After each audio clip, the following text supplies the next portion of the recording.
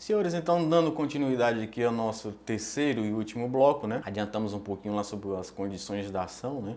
Sobre esse movimento que acabou extinguindo aí do Código de Processo Civil essa condição da ação, que é a possibilidade jurídica do pedido, né?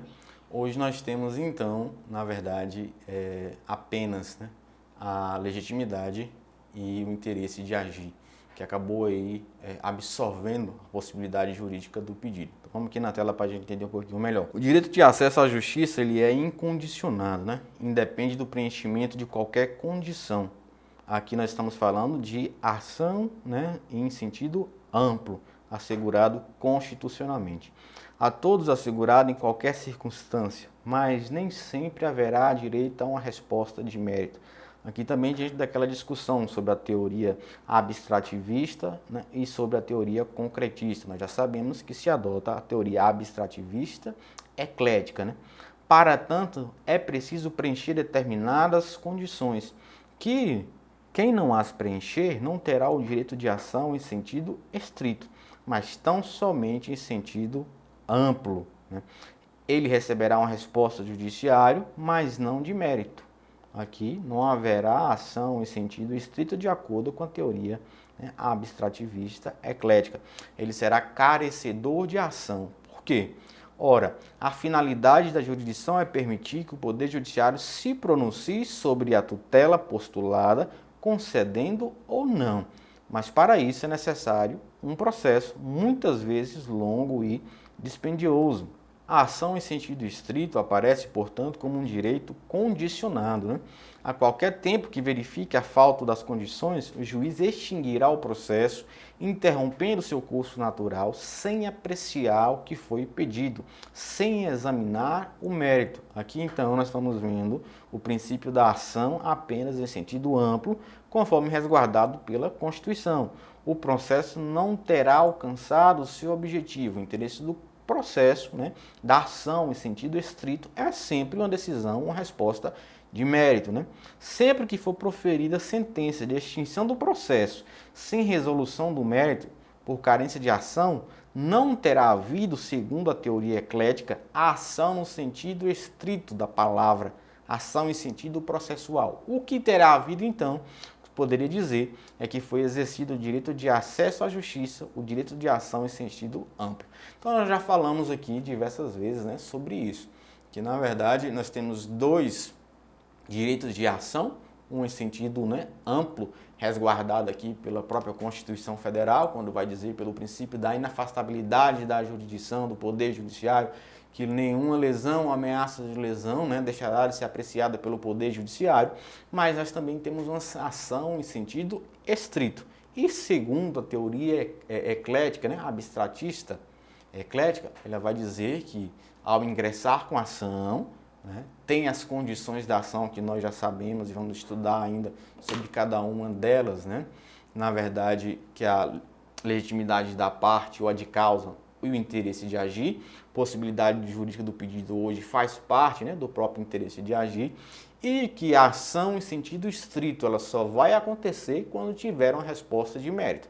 Se essa demanda, né, se essa demanda ela for julgada improcedente aí, por razões na verdade, nem improcedente, não podemos dizer, né, se foi julgada sem adentrar o mérito, né, sem adentrar essa discussão, não haverá sequer ação em sentido estrito, né, mas ação em sentido amplo, e nós não podemos nem chamar de ação, devemos aí chamar de demanda, né? Então vamos lá, vamos passar. E se para a teoria eclética não há ação se o processo é extinto sem resolução do mérito por falta de condições, não será possível saber no momento da propositura se o autor tem ou não esse direito, porque só quando sair a sentença é que poderemos conhecer o seu teor, verificando se é ou não de mérito.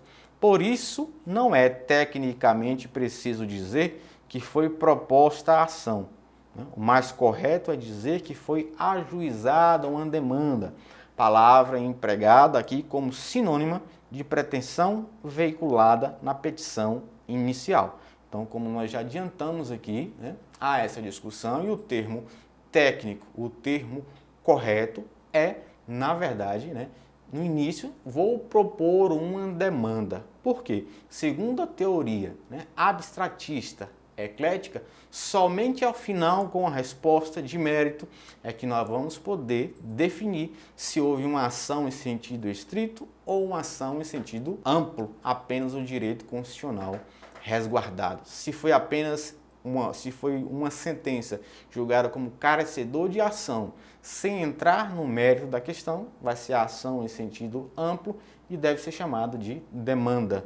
Né? Se for uma resposta de mérito, vai ter ação, vai ter um processo, né, em sentido, uma ação em sentido estrito, e aqui sim pode ser chamado de ação, né, ação processual. Então vamos lá. Em suma, o autor ajuiza a demanda e o juiz, ao proferir a sentença, decidirá se ele tem ou não o direito de ação, passando em caso afirmativo, né, a examinar se o pedido procede ou não. Então essa análise ela é inicial, né? Nós vamos ver lá na frente a tratarmos sobre outras teorias da individuação ou substantiação, que vai dizer, já dá um spoiler aqui, né? Vai questionar se essa análise inicial, né, para entender se há uma carência de ação ou não, ela deve se aprofundar de maneira mais concreta ou se deve ficar apenas com aquilo que está discutido ali na petição inicial, pelos fatos descritos.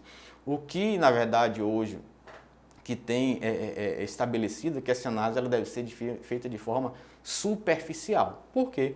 Se for uma análise mais profunda, não vai ser mais uma decisão aí de ação, de carência de ação, vai ser uma decisão aí de próprio mérito, né? Então, há essa discussão, mas na frente nós vamos entender um pouquinho mais sobre isso. Vamos para a tela. As condições constituem matéria de ordem pública, a ser examinada de ofício pelo juiz, pois não se justifica que um processo prossiga quando se verifica que não poderá atingir o resultado almejado, qual seja, né, uma sentença, uma resposta de mérito. Verificando a falta de qualquer delas, o juiz extinguirá a qualquer momento o processo sem resolução do mérito, que pode ocorrer em primeiro ou segundo grau de jurisdição, só não é possível um recurso especial ou extraordinário, nos quais a cognição do Supremo Tribunal Federal ou Superior Tribunal de Justiça fica restrita à matéria pré-questionada, o que se pressupõe que o assunto tenha sido previamente discutido. Aqui, gente, perceba que as condições de ação, por ser matéria de ordem pública, os juízes poderão decidir de ofício, mas deverão dar oportunidade às partes de se manifestarem. Lembra do princípio da não surpresa que falamos na aula passada? E outro ponto também que vai tratar aqui, ó, essa questão pode ser discutida em qualquer, né, das instâncias, mas quando tiver esse processo, é cognoscível, né, conhecimento do Supremo e do próprio STJ, não será possível, primeiro pelo pré-questionamento. Só se discute matérias em recurso especial no STJ, em recurso extraordinário no STF, quando você já discutiu essas matérias inicialmente. Juiz inicial, no próprio tribunal, né, e nos tribunais superiores e no Supremo. Além disso, nós já falamos também que o duplo grau de jurisdição ele não se aplica aos tribunais superiores e nem ao STF, justamente porque essa discussão ela é muito restrita, salvo quando aí em processos originários, né, desses próprios tribunais. Mas quando vem lá de baixo, da instância inicial, não há duplo grau de jurisdição, porque no recurso especial é muito restrita a discussão, normalmente sobre diferença entre leis federais, e no recurso extraordinário, no Supremo Tribunal Federal, vai discutir questões meramente constitucionais, né? Mas é preciso se atentar quanto a isso. Vamos na tela. Em nosso ordenamento jurídico, são duas, né? Já tinha adiantado que a possibilidade jurídica do pedido ele deixou de existir, hoje absorvido, né, pela própria interesse de agir. Então nós temos hoje a legitimidade ad causa, ou para estar na causa, né, e temos o interesse de agir. Na legislação processual anterior eram três, pois se acrescentava a possibilidade jurídica do pedido, também já falamos, mas Liebman já a partir da terceira edição do seu manual passar a sustentar que poderia, afinal, ser reduzido às duas, a legitimidade e o interesse, pois este último, que era absolvido absorveria a possibilidade jurídica do pedido. Então, como já adiantei lá atrás também, A possibilidade jurídica do pedido ela deixou de existir com o Código Novo de 2015, mas Liebman já havia lá atrás, né, questionado essa possibilidade dela deixar de existir, seja sendo absorvida pelo interesse de agir, seja também por normalmente ser uma questão de mérito. Gente, só para trazer um exemplo para vocês, quando que seria a possibilidade jurídica do pedido? Seria julgado uma ação carecedora de ação, por exemplo, dívida de jogo.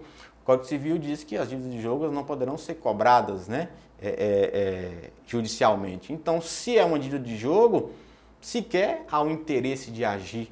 Não tem porquê agir se não tem como. Outra dívida, vamos dizer, tráfico de drogas. Imagine o traficante vender 1 quilo de maconha, né? A pessoa não paga e o traficante vai buscar uma tutela jurisdicional por meio do seu direito de ação, né? Também não teria como, não haveria sentido, né, um pedido desse, porque nós sabemos que o nosso ordenamento jurídico não permite, né, a venda de drogas, e muito menos que se busque a reparação, a ação de cobrança, buscar essa pretensão em juízo. Então, esse se engloba em um pedido juridicamente impossível. Como a possibilidade jurídica de pedido deixou de ser, né, condições da ação, ele foi englobado aí pelo próprio interesse de agir. Se o pedido ele é vedado de pronto pelo Poder Judiciário, né, esse processo, essa demanda, ele não vai ser julgado o mérito, né? Vamos ver, não é julgado o mérito por carecedor de ação na modalidade aí de interesse de agir. Não há o interesse de agir do autor. Então vamos lá, vamos para a tela. Para aquele grande jurista, sempre que alguém formulasse um pedido impossível, faltaria interesse de agir. A nossa lei acolheu essa solução, reduzindo as duas condições. Para maior facilidade e compreensão, é preferível tratar primeiro da legitimidade a de causa e depois do interesse. Então, antes de entrar diretamente aqui na própria legitimidade, gente, nós temos que entender o seguinte. Já adiantando, nós temos uma legitimidade ordinária e vamos ter uma legitimidade extraordinária. Alguns autores vão questionar as ações coletivas se seria uma nova espécie, né, de legitimidade, mas a doutrina majoritária entende que não. Nós só temos duas espécies de legitimidade. Ordinária, que é quando a própria pessoa ela vai, né, por si só buscar o seu direito, e temos a legitimidade extraordinária, quando a pessoa em nome próprio, mas vai defender direito alheio. A legitimidade, extraordinária só é possível quando a própria lei traz essa possibilidade. A regra é a legitimidade ordinária. Lembrando que no direito, pela própria nomenclatura, a gente já pode entender isso. Algo ordinário é algo corriqueiro, que se acontece sempre, é a própria regra. Algo extraordinário é algo que não acontece, né, todo dia, é algo que acontece de vez em quando. Então, dentro da legitimidade, nós temos a ordinária, que é a regra que a própria pessoa vá, por meio de um processo, né, buscar um direito seu e vai defender em nome próprio, né? Mas também a lei vai trazer essas hipóteses aí de legitimação extraordinária, em que a parte ela vai tutelar em nome próprio, mas o direito discutido ali não é seu. Nós vamos entender as consequências dessa legitimação. Lembrando que na legitimação extraordinária nós vamos ter um substituto processual e vamos ter um substituído. Nós vamos ver que esse substituído, que tem o seu direito naquela demanda defendido por outro, ele pode ingressar nesse processo como assistente litisconsorcial, inclusive, né, porque mesmo que ele não ingresse no processo, ao final, quem vai sofrer, né, as consequências dessa relação jurídica vai ser aí o substituído e não o substituto. Só para adiantar para vocês, gente, aqui, por exemplo, é a figura do sindicato, é a figura dos representantes de classe, é a figura da própria OAB. A OAB ela defende ali, em nome próprio, direitos que são dos advogados. E quem dá essa garantia é a própria lei. Então, é uma espécie de legitimação extraordinária, né? Legitimação ordinária, o próprio autor defende em nome próprio direito seu. Legitimação extraordinária, alguém defende em nome próprio, mas esse direito ele é alheio, né? Então vamos lá. Ó. É mencionada especificamente no artigo 18 do CPC que assim estabelece: ninguém poderá pleitear direito alheio em nome próprio. Ó. Legitimação ordinária, salvo quando autorizado pelo ordenamento jurídico. Aqui, legitimação extraordinária. Esse dispositivo diz que, em regra, as pessoas só podem ir a juízo na condição de partes para postular e defender direitos que alegam ser próprios, né, e não alheios. Trata-se de norma sábia. Seria muito complicado se, em regra, as pessoas pudessem postular em nome próprio interesses alheios. O problema é que essa regra tem exceções, como nós já adiantamos, há casos raros e incomuns, é verdade, em que a lei autoriza alguém em nome próprio, né,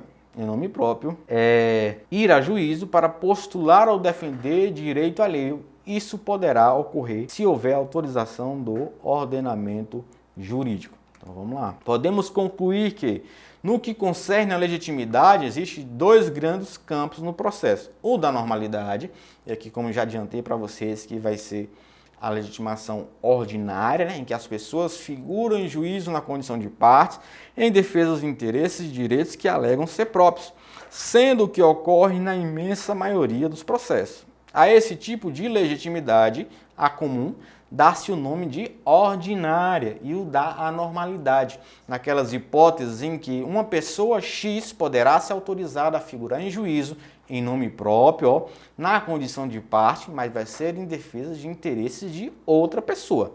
Nesse caso, diz que haverá uma legitimidade extraordinária, também chamado de substituição processual, conquanto haja alguma divergência a respeito, essas duas expressões têm sido usadas como sinônimos. Então, como já adiantei para vocês, nós temos essas duas formas, né, de legitimidade das partes, né?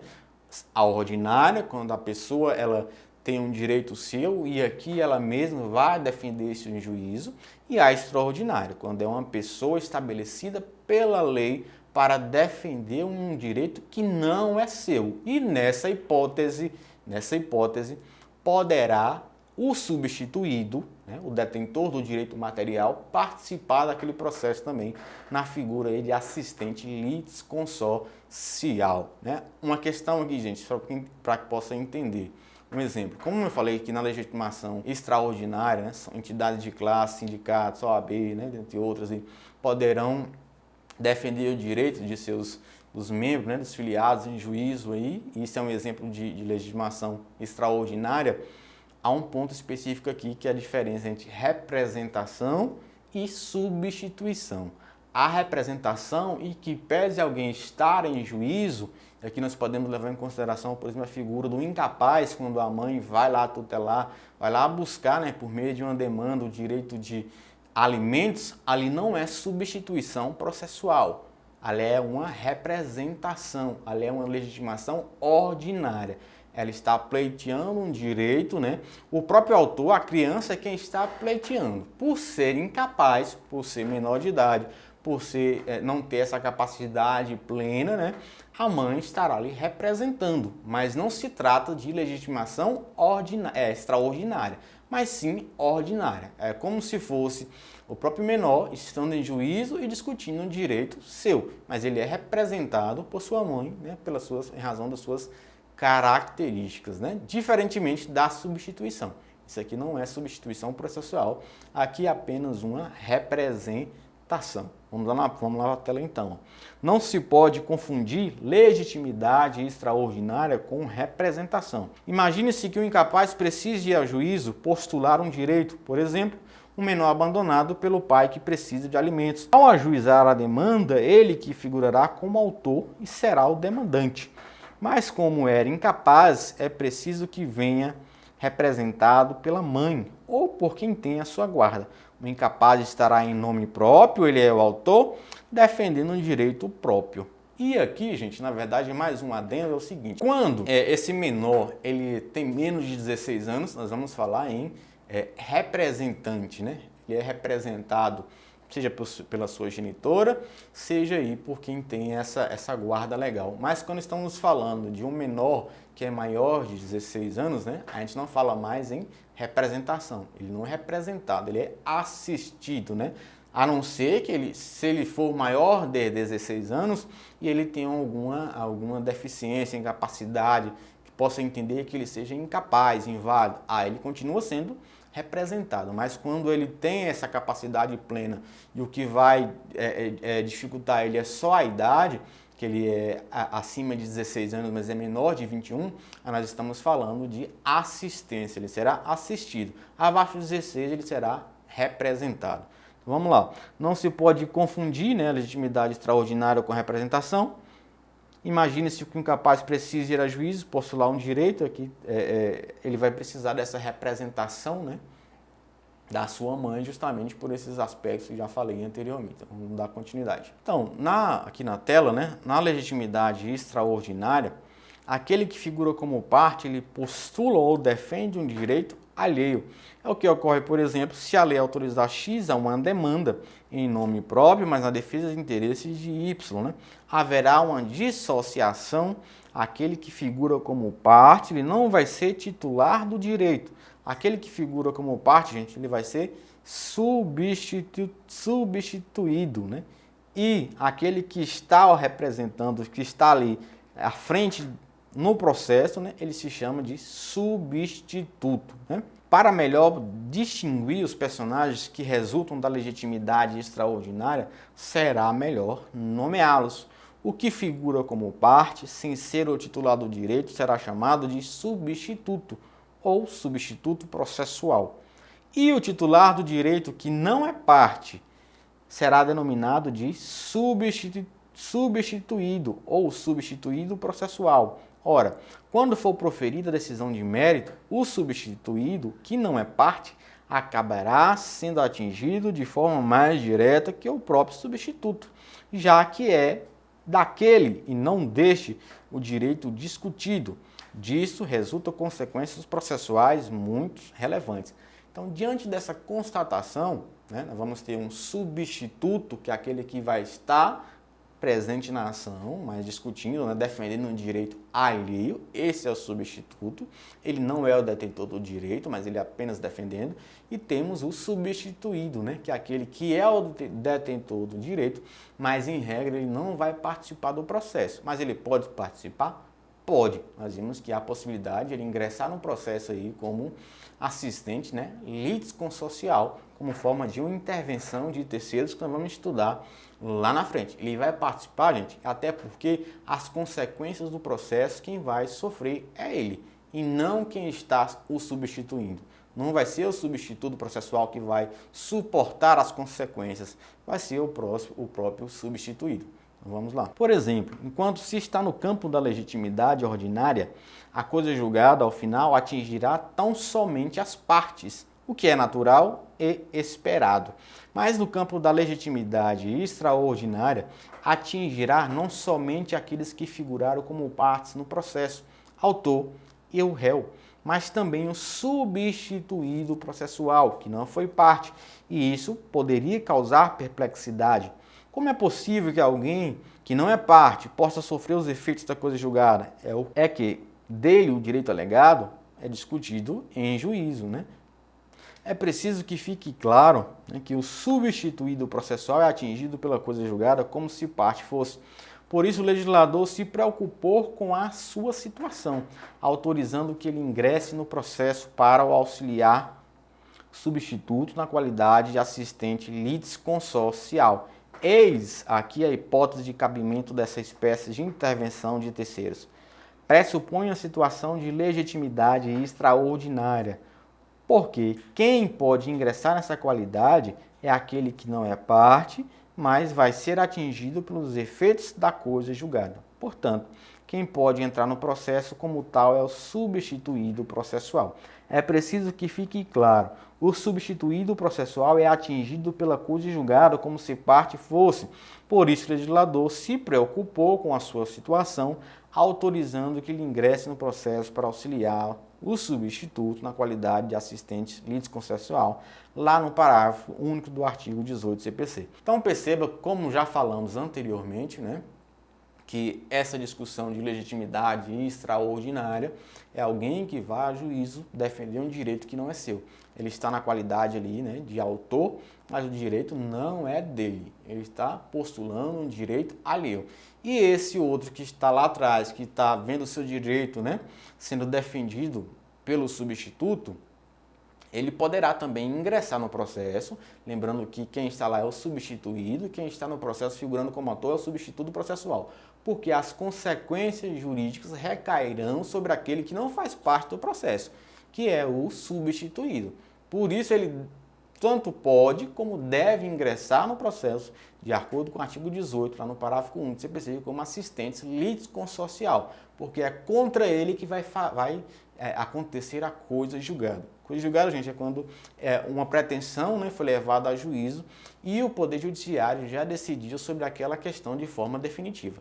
Se já há uma discussão, se já fez uma coisa julgada sobre aquela questão, não pode, né, levar novamente a discussão aquele tema, porque lá atrás já foi discutido e o Judiciário já definiu, nós vimos que a jurisdição tem um caráter de definitividade. Então, o Judiciário já definiu de maneira definitiva e se eu tentar mais uma vez levar isso ao Poder Judiciário, vai acontecer o que se chama de coisa julgada. O processo vai ser julgado aí provavelmente sem adentrar, né, no mérito. Não vai existir nenhum direito de ação em sentido estrito, mas apenas o direito de ação em sentido amplo, né? Constitucional, como para a tela. Exemplos de legitimidade extraordinária, já até adiantei alguns para vocês, mas o artigo 1314 do Código Civil vai dizer o seguinte: soluciona o problema ao dizer que cada condômino pode reivindicá-la de terceiro a defender a sua posse, né? Traz aqui para mim na tela, ó. Esse passador de slide aqui, vamos dizer que tenha 2 ou 3 donos, né? Então, e alguém vem aqui dizer que esse passador, um terceiro, apareça dizendo que esse passador pertence a ele. Então, qualquer um desses 3 condôminos, né, uma comunidade de donos aí, poderão estar em juízo defendendo esse direito, né? Aqui é uma espécie de legitimidade extraordinária. Outro que vai dizer também é sobre a venda de coisa litigiosa. Mais uma vez, se tem esse passador aqui, está sendo discutido no Poder Judiciário de quem pertence, né, então estar em litígio, se eu vender esse passador sabendo que tem essa discussão, né, eu, nesse momento da venda, passo a ser aí o substituto processual. Eu vou estar defendendo, né, em nome próprio um direito que não é meu, mas sim daquela pessoa que comprou esse passador.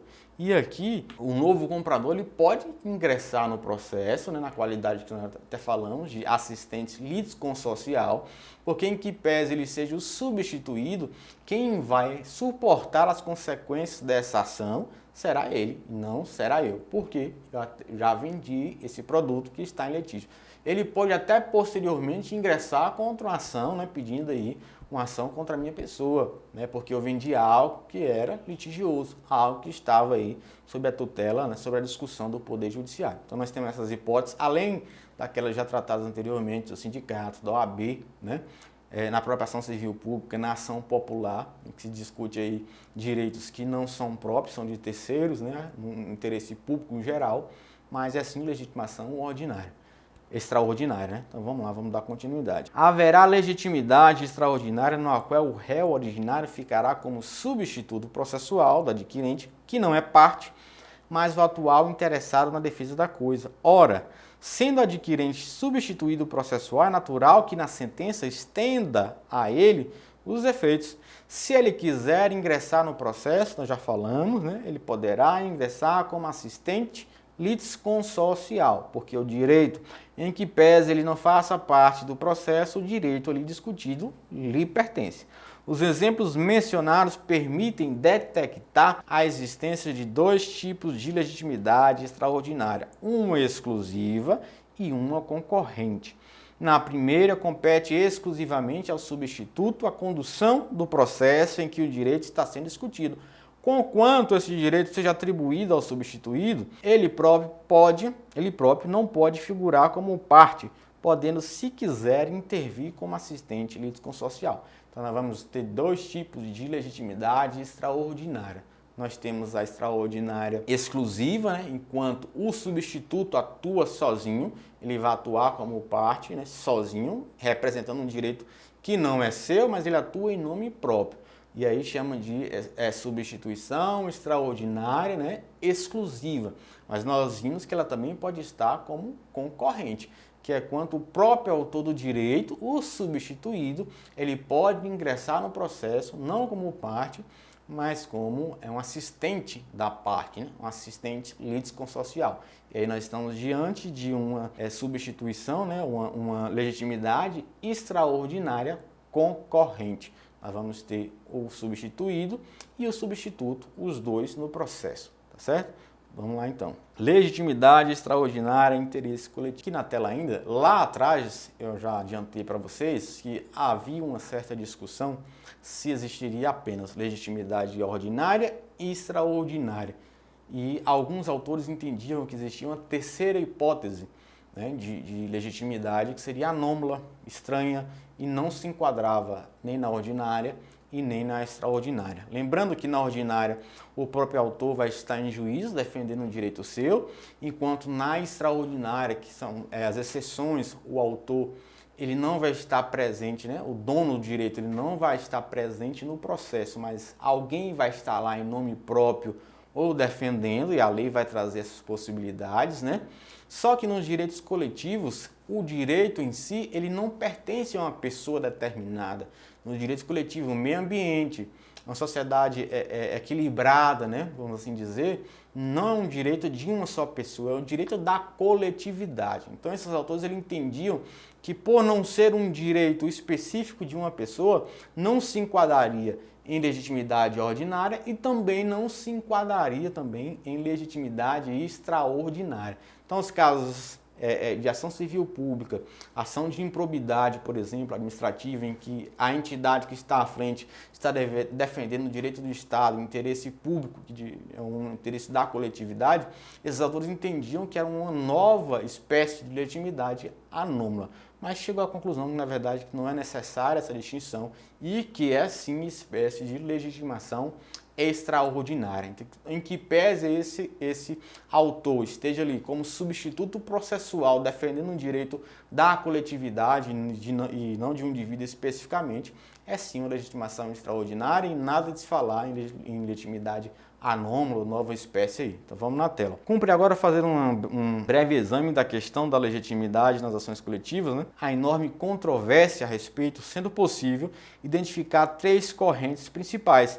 A dos que entende que a legitimidade titular das ações coletivas é extraordinária, as dos que defende que é ordinária e as dos que sustentam que é anômala ou autônoma, o que constitui uma terceira categoria, o que não se enquadra é entre as tradicionais, como nós já falamos. Os argumentos dos adeptos dessa terceira categoria podem ser assim resumidos. Para que a legitimidade seja classificada em ordinária ou extraordinária, é preciso que determinado direito ou interesse tenha um titular apto a defendê-lo judicialmente. Então, haverá legitimidade ordinária se é ele que estiver habilitado a defender esse direito em juízo, ou extraordinária se essa defesa for atribuída a outrem. Mas os direitos coletivos e, sobretudo, os difusos, não têm um titular específico que possa defendê-los juridicamente. Para os defensores dessa categoria, as formas tradicionais de legitimidade, ordinária ou extraordinária, só seriam aplicáveis ao processo individual e não coletivo, para o qual seria necessário criar uma terceira categoria denominada de legitimidade autônoma, né? Então, aqui na tela, essa discussão ela foi superada, né, vamos dizer, a doutrina majoritária entende que não necessita de criar uma nova espécie de legitimidade, né, e no caso de direitos difusos e coletivos, em que pese não se possa identificar o direito de um indivíduo específico em si, na verdade, não é uma nova espécie de legitimidade. É sim a extraordinária, né? Na verdade, a lei garante isso. A lei vai dizer que algumas instituições, seja o Ministério Público, seja o OAB, né, seja o cidadão em caso de uma ação popular, vai pleitear esse direito da coletividade, né, e em nome próprio. Então não haveria necessidade de criar uma nova legitimação extraordinária, né? É uma nova possibilidade de legitimidade além das existentes, né, da ordinária e da extraordinária. Então aqui a gente vai, como já é sedimentado, né? Nós temos aí 1h30 de aula em 3 blocos de 30 minutos, até mesmo para não ficar cansativo para vocês, nem também para a gente aqui. E vamos então para a próxima. Eu já agradeço mais uma vez a participação de todos vocês. Na próxima aula nós vamos terminar esse assunto, tendo como último bloco aí as questões, né, para serem resolvidas. Isso fica sendo um dos próximos capítulos. Desde já agradeço a atenção e até mais.